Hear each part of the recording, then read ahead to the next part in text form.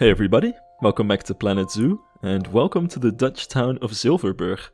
This is something that I wasn't really sure I was ever going to turn into a video, let alone a series. This is really just a build that I started playing with for fun, and just to see to what extent you can actually do Dutch architecture convincingly in Planet Zoo. It's just that while I was doing this, I was having way more fun than I ever imagined I could have doing this. So I just kept building buildings, and it soon turned into a street, and it soon turned into even more than that. So here we are. This is a Planet Zoo series about building a Dutch city. That's what it is. Let's get started. Now, this is going to be in order of, not really chronological order, I guess. Maybe chronological order in the order that I'm building things, but not even that specifically. I'm also not going to show these in terms of when I'm building certain themes or streets or anything like this. It's just going to be a little bit random what I'll be working on at any given point in time. Because I'm trying to, in hindsight, piece this weird series together in a way that makes sense. Because really how this all started is I just started doing this with no idea if it was really gonna end up being a YouTube video, let alone a series, and I just started building in the game. And until I had a couple of episodes worth of material and I had to start turning it into videos to actually make some hard drive space, I wasn't really considering how this would ever turn into a watchable video. So, you know, sometimes I record time lapses and I try to keep in mind what kind of order I should build things to at least make sense in the progression of a series, but I didn't do any of that here. I just started building these buildings and I recorded just in case I ever wanted to do something with this, but that doesn't mean that it necessarily turned into anything. I actually have a video where I made some Dutch architecture in Planet Coaster that never really ended up becoming anything. I have some videos of me doing modern architecture, modern Dutch architecture that is, in Planet Zoo that I actually ended up throwing away, I think, but I still have a whole map with all kinds of modern buildings, even some power lines that might actually make a return here. So all that to say that there's a lot of stuff that ends up on the cutting board sometimes because it just doesn't end up in good videos. But with this build, I just kept going at it for so long that eventually I figured I'm gonna have to turn this into something. I don't know if this has a target demographic. I feel like the people who are into this kind of thing are more City Skylines players, and most Planet Zoo people are, you know, interested in zoos. But this is what happened, this is what I have to share, and this is what I think is actually worth sharing, because this turned into a favorite little baby of mine. And I have to be honest, I've been working on this for a couple of months already, and this has been keeping me busy for, well, I don't even know how long and how much time has gone into this at this point. There's gonna be a lot of stuff done off camera as well, and well, really a lot of time skips in this as well, because realistically my idea is that I want to build an entire Dutch old fortified city in Planet Zoo, where every single building is unique, made by me, of course, and yeah, all in all, we still have to worry about the public space and streets and trees and decorations and clutter and all that kind of stuff. So at the end of the day, I think this is a super time-consuming project. That's why it also took me a while of working on this until I decided that it's at least good enough to start releasing videos of it, and I'll probably hopefully be able to finish it one day, and that it's actually worth looking into. So that's what we're looking at right now. Also, I have to say, I started doing this right around the time, I'll be very honest, that City Skylines 2 was, well, looking like it wasn't really all that we were hoping it to be. And I have to say, I have a lot of respect for Colossal Order and Paradox Interactive for the way that they are handling it, for all the statements that they put out to the player base about the state of the game, and the way they have been working behind the scenes, meanwhile, to work on things, which is amazing to see. So despite me losing fun in that game, I still have hope for the future. But that's a that's a different story, that's a different game, something to talk about another time. But I wasn't getting my Dutch city building fix from the game that I was hoping to get it from. So maybe that also partly explained why I looked at Planet Zoo and I thought to myself, you know what, I'm just gonna have to do this in U. So that's what we're doing. Now I want to talk about all of these buildings because that's why I have these separate chapters in this video and why I'm gonna continue doing this, just to get a semblance of structure into this series.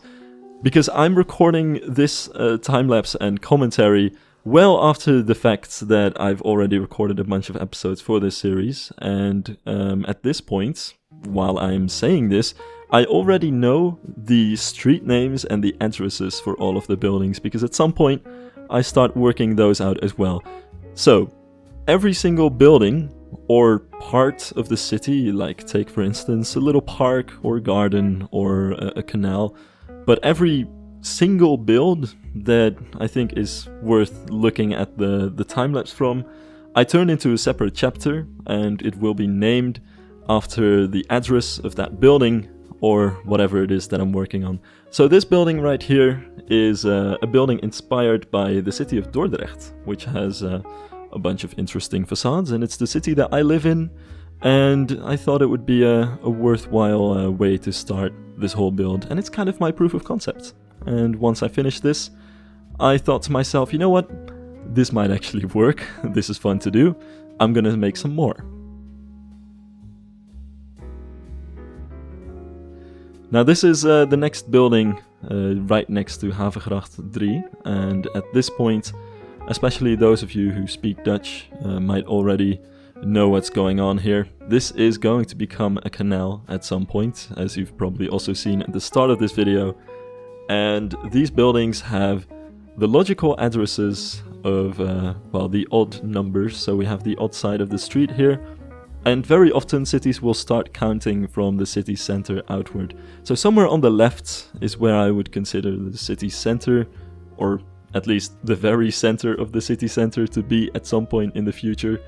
And then for every building we're adding here, we're just gonna take the street name and take the odd number because we're on that side of the street, and yeah, give it the corresponding street name, so that hopefully we'll be able to actually tell some of these buildings apart, and also give this whole city a vibe of, you know, thinking that it could be a real place somewhere in the Netherlands.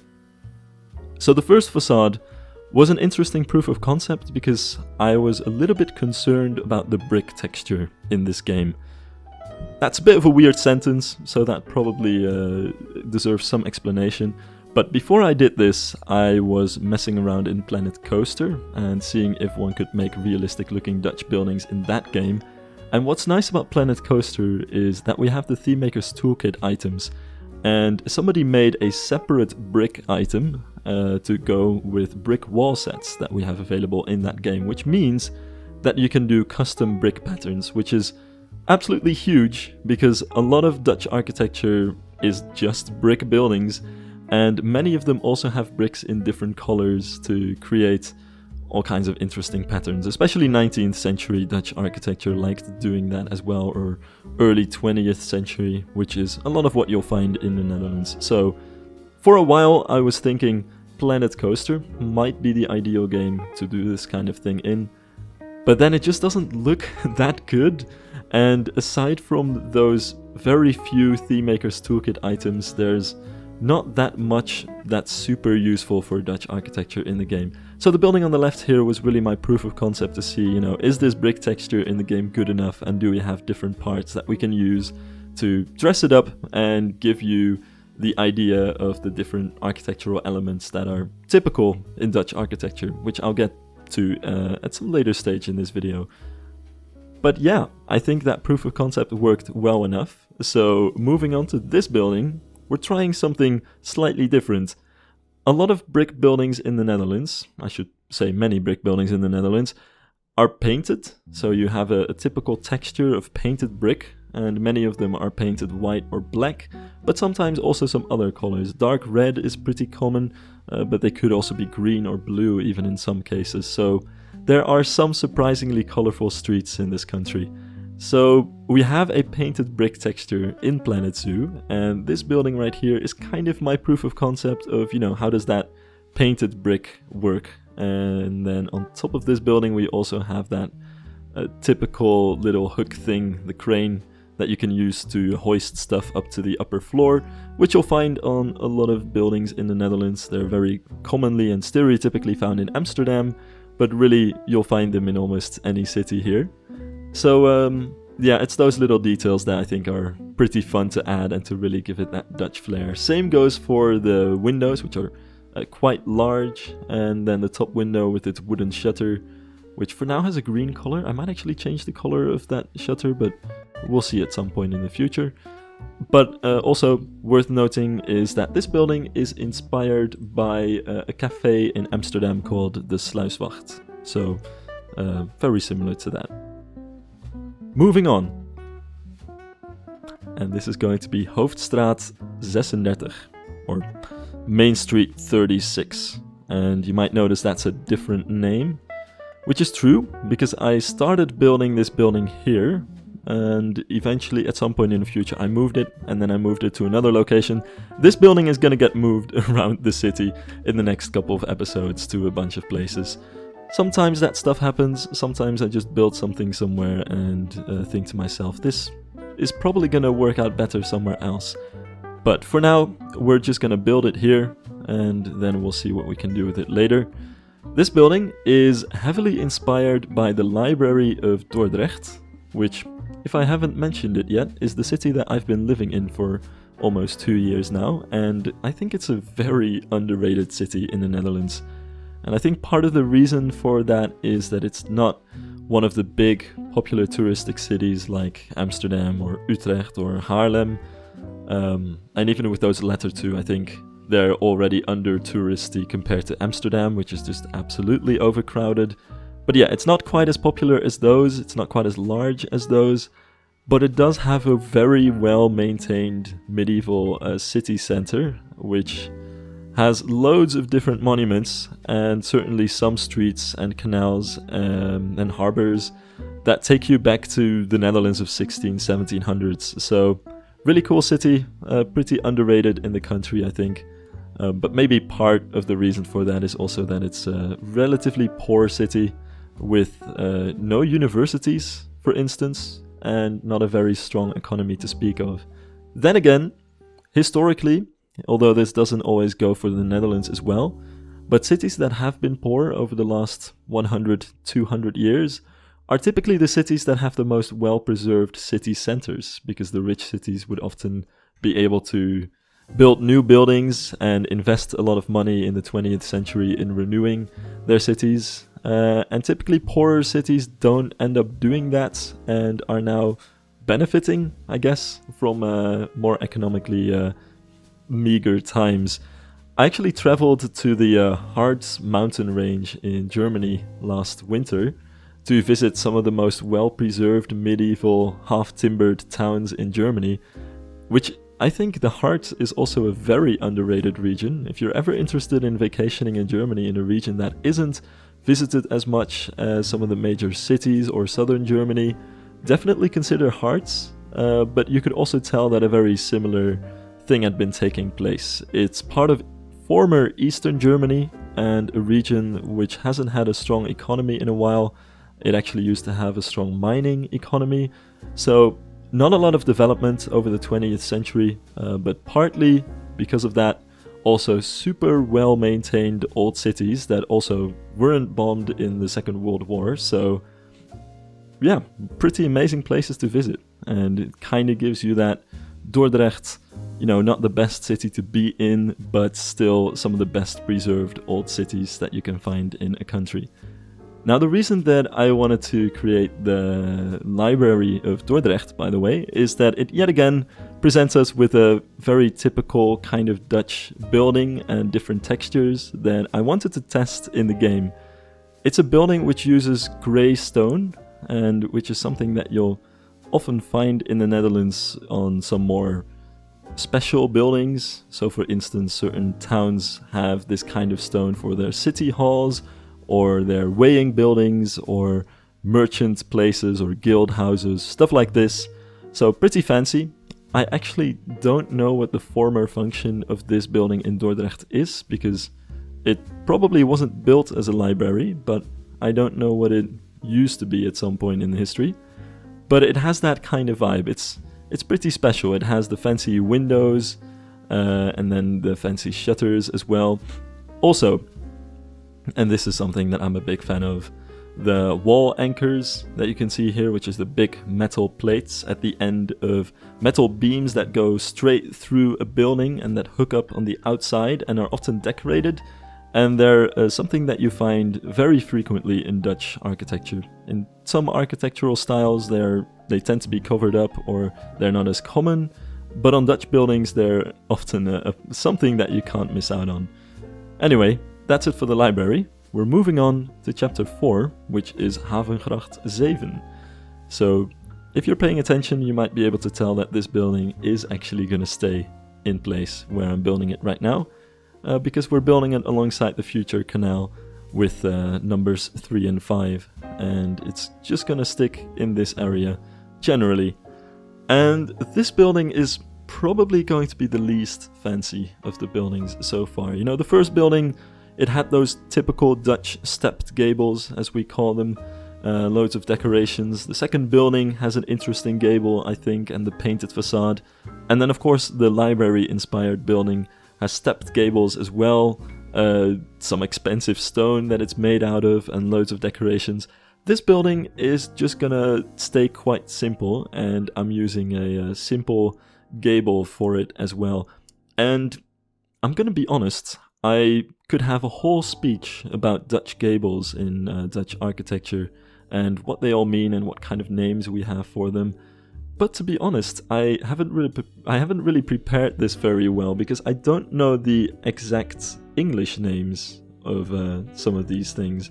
But basically, a stepped gable, or a trapgevel, as we call it in Dutch, is one of many different types of facade that you have in the Netherlands. And Amsterdam, I think, is an interesting case to just look at the canals and try and spot all the different kinds of facades and gables, because you can easily do it there. Also, quite obviously, the English word gable and the Dutch word gevel are related, I'm pretty sure, etymologically. But there are a couple of variations. So, of course, one of them is the stepped gable. Then we also have the clocks, which has kind of a clock shape. And we also have a frame facade, is at least what Google Translate would call it for me, which I'm not entirely sure is actually right. But in Dutch we call it a lijstgevel, which is one of the more simple ones. It doesn't have a pointy bit or too many decorations. It's very commonly built in the 19th century, for instance, but it's just simple, just straight up a cornice like this. That's really what it comes down to. And then behind that you often have a pitched roof or a hip roof. So that's what we're doing right here. But I'm going to work on the roof at some later stage in time. For now, we're going to move to Havengracht 1. And once again, I'm trying some slightly different architecture from some of the buildings that I've built so far. This building in particular is again inspired by something, because the last building didn't really have any direct inspiration. It's just a very generic Dutch lijstgevel building, I would say.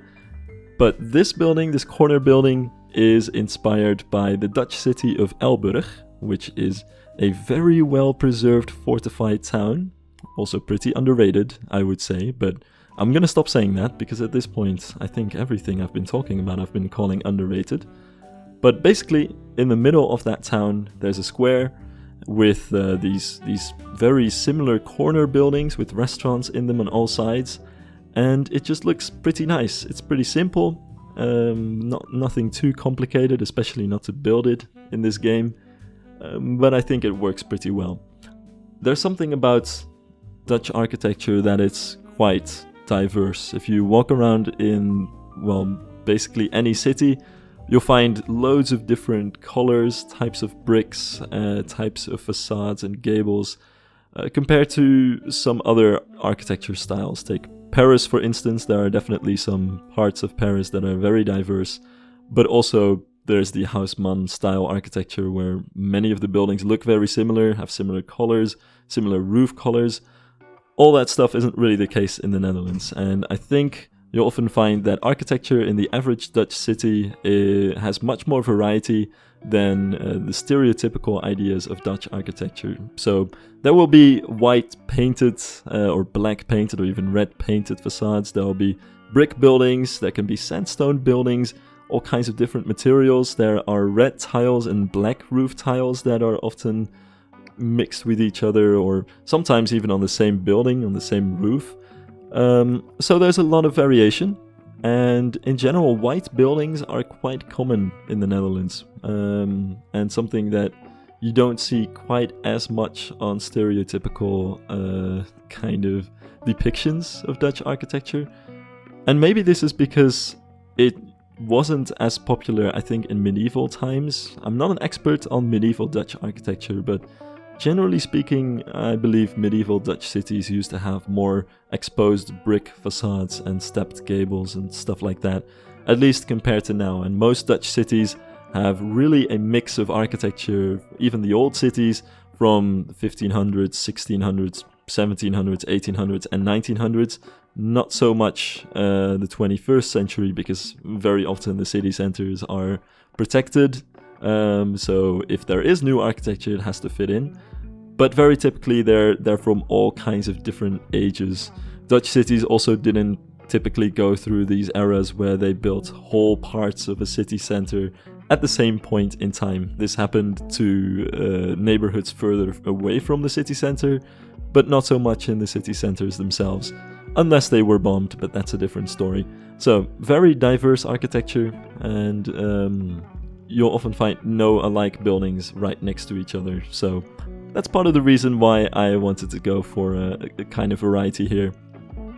And I think this building on the corner is almost generically European, in a sense that it just uses typical kind of classical-ish elements, simple windows with shutters that could just as easily, I think, be in Germany or France or wherever as well. But I think that adds to the general Dutchness of this whole area, to have this right next to some very typical decorated facades, a building that's a little bit more simple, but still has some small touches to make it fit in with the environment. Take, for instance, again, we have the wall anchors sticking out of the top floor there, just above the windows, where the beams on the interior would realistically be. So that's our future restaurant building on the corner. Now, finally, it's time to move over to Florijnsteeg 1, which is a kind of a very different type of building. This is very simple. I don't think I based this building on anything in real life. It's just a bit of filler, which realistically we also need. Plus, this is going to be a very small city, so realistically I should also add some smaller buildings. And all of my buildings so far have had 2 floors plus a roof, which is relatively large, at least for a small Dutch fortified cities. You'll often find that small Dutch cities have just single floor buildings most of the time, and then some larger buildings on maybe the main market square or something like that. But we definitely need some small buildings here and there as well. So this is just a cheap, simple, small building, and also my first attempt at making a typically Dutch orange reddish roof out of bamboo pieces. This is something that I totally didn't talk about on the last building, but it's probably worth talking about. I was looking at Koali Zoo, and I almost said Koali Beach. I was looking at Koali Zoo, and I was looking specifically at this pavilion that I made for it at some point. And I couldn't figure out how I made the roof, because it looked like a custom roof tile piece, and I couldn't find those roof tiles anywhere in the game. That's when I opened up the blueprint and took it apart and saw that it was made out of bamboo pieces, which I completely forgot that I used bamboo pieces for roof tiles, but it just works so well. The shape and the texture and the size are just right for it, And if you can zoom in, sure, you can see that it's a bamboo piece, but even during this time lapse, it's something that you don't really notice and you start forgetting after enough time, so I'm just gonna have to stop mentioning it at this point, and hopefully, once we're a few episodes in, you guys are not gonna be able to see anymore that it's bamboo pieces and your immersion's not gonna be broken anymore. At least that's what I'm going for. But for me at least, it's working so far. In fact, I don't think I've ever used the bamboo pieces as actual bamboo in the game, but these roof tiles are, they're so good. That sounds like I'm tooting my own horn a little bit too much, but I'm just happy with the way that these pieces look and just how well they work, because I think this entire build would not be possible without these bamboo pieces working as well as they do. Sure, there are roof pieces in the game for tiled roofs and you can recolor them, but there's no way to turn them into different roof shapes or pitches, domes or spires and stuff like that.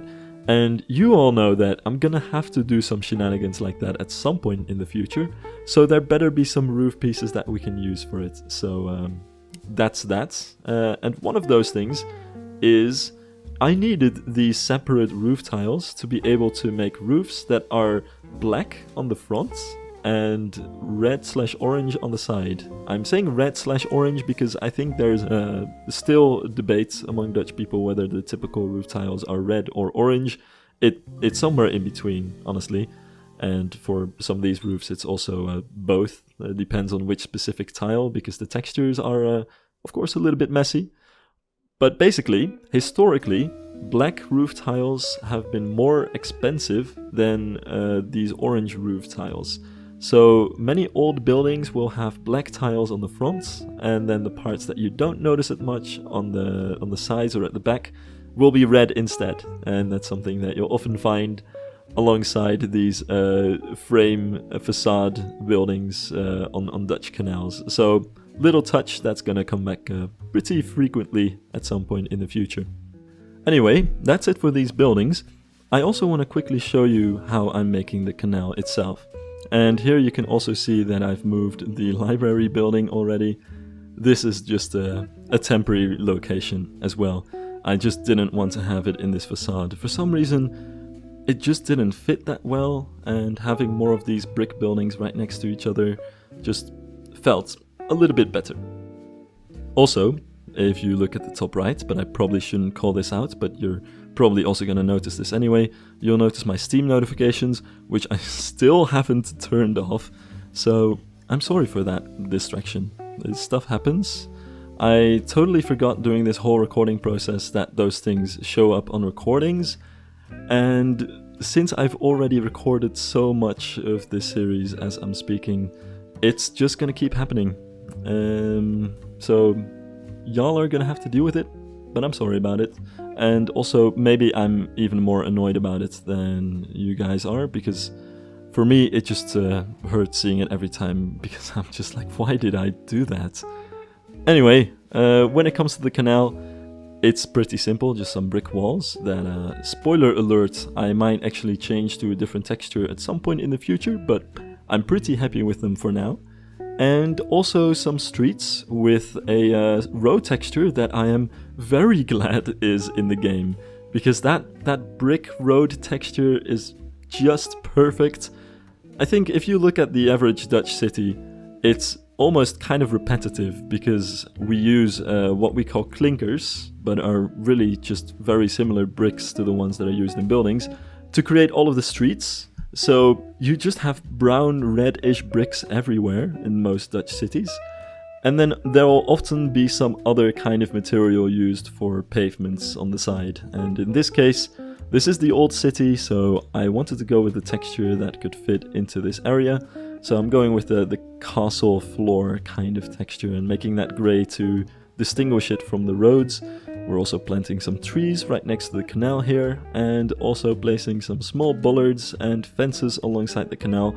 Fences only on the bridge, Most parts of the canal won't have fences, which is also typical for Dutch cities. You'll often find cars and bikes parked right next to the edge of the canal, and really there's nothing keeping them from falling in, except for good brakes and lock management and stuff like that.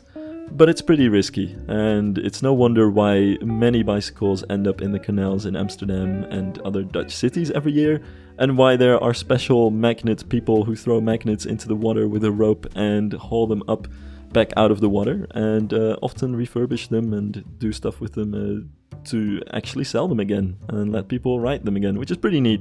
But I'm getting way off topic. That's it for the canal. I want to move over to the last part of this video, and that is Hoofdstraat 18, which is, once again, the main street, except a very different number. Actually, that is a different street than most of the other buildings, because this is not actually on the canal. The address is based on the street that's perpendicular to it here.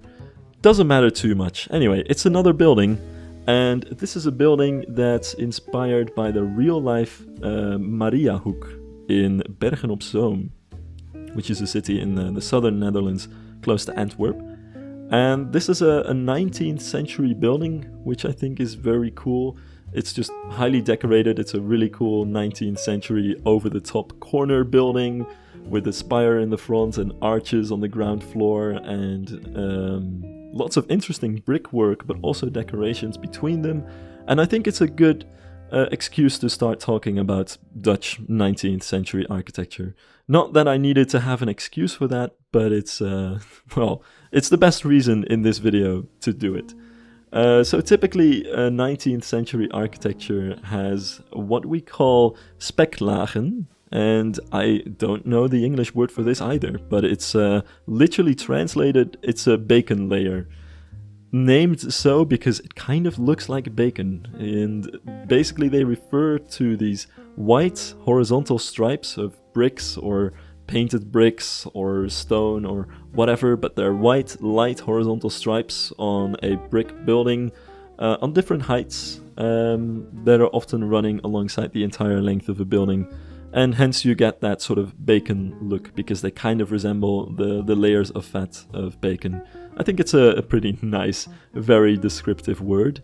And alongside these bacon layer decorations, you'll often find all kinds of very industrial kind of decorations, because 19th century architecture is some of the most over-the-top architecture in every part of the Western world, because it's where the possibilities of the Industrial Revolution were combined with tastes and architectural sensibilities that were still very much old-fashioned. So we get over-the-top decorations and things that are meant to resemble old-school sculpted building parts, but are in reality often also just mass manufactured in factories. But it's fun. I think 19th century is always really interesting. And for this city, it's also one of my attempts to make sure that while all of the buildings in this city are old, you can still find centuries of difference between different buildings, because where the stone building to the left here gives, well, the vibes that it's hundreds of years old, really, a kind of a medieval look still even. This corner building here makes me feel like it could very well be the kind of building that they decided to build in the 19th century when they had some more money, and big stores and shopping malls were also coming up, and they needed to build fancy buildings like this. And I think the example in Bergen op Zoom with the Mariahoek is just really one of the best examples, at least in my area that I know of, and a really fun building to try with these arches and decorations. And it's mostly a case study of how the copy-paste tool is really doing a lot of the heavy lifting in this build.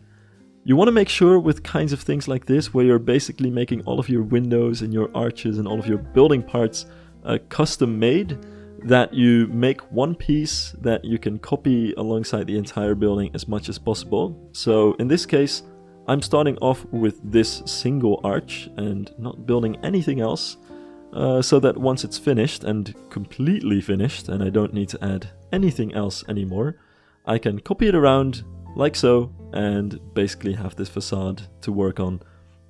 And that's the ground floor. Now, the upper floors, I wanted to do something similar, but I first wanted to figure out the ground floor, so hence why I'm doing it like this and not all in one go. But it's going to be very similar to what it is in real life. A large glass windows with different bacon layers right next to them and copying those around. Also, I'm not going to do any interiors for any of these buildings, so you might have noticed my cheeky way of making it look like there's an interior on the ground floor by adding some small curtains and different textures behind the glass, and then putting glass that you can't see through behind that. So that's my trick for now, but I'm not going to add interiors to these buildings, partly because that would make this project even more undoable. I'm still trying to build a whole city with loads of unique buildings, but partly also because, well, all of these different pieces that I'm using to create the look of a Dutch architecture are making the interiors of these walls absolutely hideous. There are all kinds of weird parts sticking out here and there, and it's just completely undoable to turn that interior into anything anymore. I'm really just focused on making the exterior look as nice as possible. So there's that. And also on top of these roofs, or on top of these windows, we have some simple arches, which is an element that you'll see coming back in lots of different buildings. Not too hard to do. Thankfully, we have small brick elements that we can use to create these sorts of things. So while Planet Zoo doesn't have a particular single brick that you can use to create your brick decorations, it still has these small pieces, thankfully. So that's something to work with. Now, the real life building also has a sort of spire on the corner with bay windows that stick out from the rest of the building and overlook the square in front of it. And I think that's a pretty neat idea, and it's not very unique to this building either. You can find it in a lot of 19th century architecture in the Netherlands, especially around stations, and especially in the southern Netherlands, but also other parts of the country. Very typically, if you exit a train station in the Netherlands, you'll end up in the 19th century neighborhood. That's often a ring around the old city, and you'll have corner buildings like this with loads of decorations lined up toward the station to really invite you into the rest of the city. And sometimes some of these 19th century neighborhoods have been partly rebuilt with more modern architecture, but it's a very common theme that you'll find exactly these type of buildings around station neighborhoods and on the streets that you'll walk to go into the actual city center. Because of course, railroads are mainly something that developed in the 19th century in the Netherlands, when cities were for the first time also really expanding a lot behind their old city walls, and their city walls that they were also busy destroying. So this is a very typical kind of urban fabric that you find in a lot of the Netherlands. And I'm starting to realize that I've been doing so much architecture nerd talk in this video already, but that's really why I'm doing this series. I also realized that I haven't really talked about Dutch architecture a lot on my channel. Haven't really done it myself a lot either. But it's of course the type of architecture that I'm most familiar with. And I have to say, I'm a long-time owner, and proud owner I should say, of a Dutch train subscription that allows me to use the Dutch trains for free on weekends. Not really for free, because it's a subscription of course, but it's still a fun excuse to just take a train to a random city. Almost every weekend I try to travel around as much as possible and check out the architecture there. So that's something I do a lot. I also like drawing Dutch architecture and collecting books and stuff about it. So yeah, this is a bit close to my heart, and stuff is gonna get very nerdy. So a little late into this very long video, I guess, but still, there you go. A fair warning for anybody who wants to tread any further. Anyway, back to the building at hand. I couldn't really do a very narrow spire like the Mariahoek in real life, because we have a larger arch here and I didn't want to redo it. Also, I do want this building to be different from the building that it's inspired by.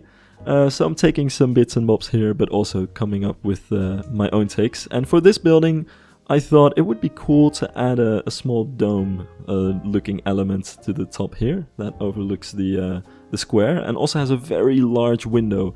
I imagine this would be the coolest place to sit when you're actually in the building. And a nice little detail to look at from the square as well, because realistically, we want some of our fanciest buildings and our coolest corners and spires to be around this square, because, yeah, also, spoiler alert, there's gonna be a square right in front of this building, and the bridge itself is gonna be that square, which is something that you often find in old Dutch cities. So that's something to look forward to. And then I also made a custom dormer for this building because it's so fancy. It should have fancy dormers as well to place on both sides. And finally, it's worth pointing out that this building is symmetrical, which is something that you also often find in 19th century architecture, especially for corner buildings like this. So, with a little bit more decoration, that'll be it for this build. Let's take a quick look in game and see how it looks. So here we are in game for a quick overview. First of all, we have this small house that actually consists of multiple buildings for practical reasons that'll be useful at some later stages, I think, to turn into some different small, simple, cheap houses. Then we have this slightly larger building, which kind of resembles a typical flat frame 19th century building, which is very useful for copying around and changing small details on. So for instance, I already copied it here, made it a bit lower, changed the windows and the doors a bit, and it just turns into a whole nother building. And the same goes for this, different door color, a dormer, and some different wall anchors. And these are just the small variations that you can play with to turn one building into many buildings and still, have the city looking realistic and organic. So that's going to be very useful. Then this building, I'm not going to copy around as much, but I'm pretty happy with how this turned out, especially with that little window with the shutter and the hook thing here. And then we have this pretty fancy stepped gable building. I'm not going to build too many of these for realism purposes. You don't see them quite that often, but they're really fun to work on and a nice touch on the street, I think. And then of course we have the restaurant building, a bit more generic, and the corner building on the other side, which is absolutely huge in terms of piece count, especially considering that it's just an empty shell of a facade. But it is what it is. It's not going to be the last building with an enormous piece count, and I think in general the city is probably going to lag the game eventually. But for now, we're good. And finally, we have the library building, of course, which I'm still looking for a permanent place to put it in the city, and also a way to give it a door, but that's something for a later time. With that all said, I'd like to thank you guys for watching this episode, and I hope to see you in the next one. I'm gonna go back to the game and build some more buildings. Bye bye!